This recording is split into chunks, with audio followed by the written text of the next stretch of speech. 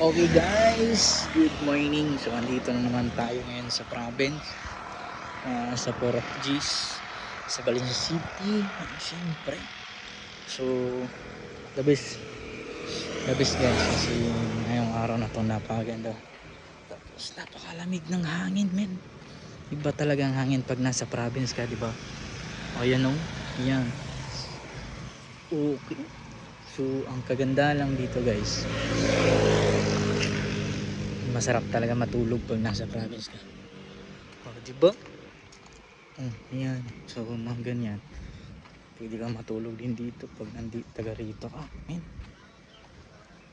So ito yung ginagamit na supply ng tubig sa palayan. So malawak yan dun. Sapa. Diba? So itong sapa na to, ito yung supply ng tubig para sa palayan. Okay? So yun lang. So siyempre sa lahat po ng mga nandito, mga katulad kong biyahero, tuloy-tuloy lang. Sipag lang araw-araw. Okay? God bless everyone. Peace.